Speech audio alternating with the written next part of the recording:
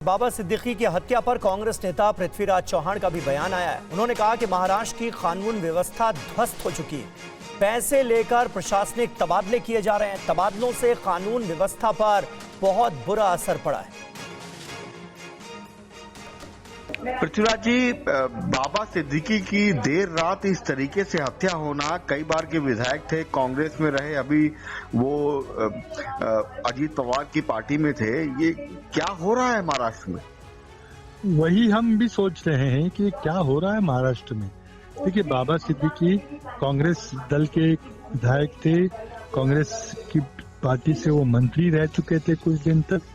आजकल उनके सुपुत्र जीशन सिद्दीकी हमारे साथ विधायक है, कांग्रेस में थे अब तक। कुछ दिन पहले उन्होंने दल बदला था, उन्होंने अजीत पवार की एनसीपी में वो शामिल हो गए थे और एनसीपी ने उनको कुछ पद भी दिया था। क्या ये उनकी हत्या कोई पॉलिटिकल मर्डर है या कोई एक्सटॉर्शन रैकेट है? लेकिन सर, मुंबई जैसे शहर में इस तरीके की घटना कैसे देखते हैं? देखिए, पहले ऐसी घटनाएं, बहुत सारी घटनाएं घटती थी, लेकिन फिर हमने उन सब चीजों पे कंट्रोल कर लिया। अंडरवर्ल्ड के गैंग वॉर्स थे, इनकाउंटर किलिंग्स, सुपारी किलिंग्स, ये सब चीजें होती थी, वो सब उस पर रोक लगी थी। 90s के दौर की बात कर रहे हैं? जी हाँ, उसी दौर की बात कर रहा हूँ, उसी महाराष्ट्र की बात कर रहा हूँ जहाँ पे ये सब होता था, जिसको हमने रोक दिया था। अब पुलिस का डर बैठ गया था जो गुनहगार थे।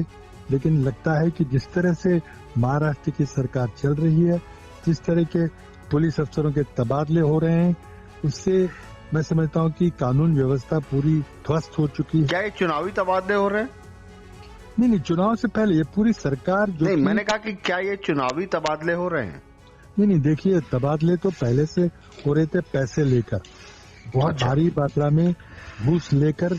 पुलिस अफसर हो या आईएएस के अफसर हो या वरिष्ठ प्रशासकीय अफसर हो, उनके पैसे लेकर तबादले हो रहे थे सरकार के दौर में। जब ऐसे होगा तो प्रशासन तो कैसे काम करेगा और पुलिस क्या कानून और सुव्यवस्था को अंजाम देगी? और बाबा सिद्दीकी के हत्यारों ने इस हत्याकांड को किस तरह से अंजाम दिया? हत्यारे मुंबई कब पहुंचे, कहां ठहरे हुए थे? देखिए हत्यारों के प्लान से जुड़ी ये पूरी रिपोर्ट।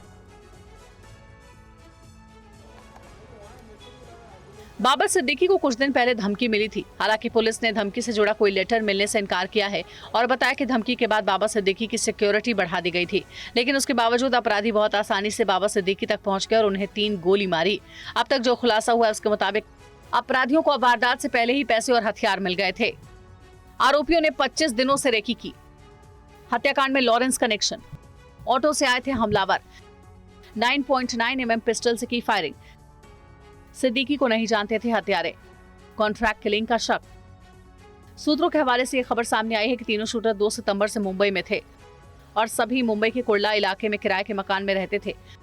खबर यह भी आ रही है कि इस हत्याकांड को अंजाम देने के लिए 4 शूटर्स को सुपारी दी गई थी। ये तीनों आरोपी पहले पंजाब की जेल में थे और यहीं बिश्नोई गैंग के शूटर से इनकी जान पहचान हुई थी। इस केस में बिश्नोई गैंग का नाम सामने आने के बाद एमपी, हरियाणा और दिल्ली पुलिस भी सक्रिय हो गई है।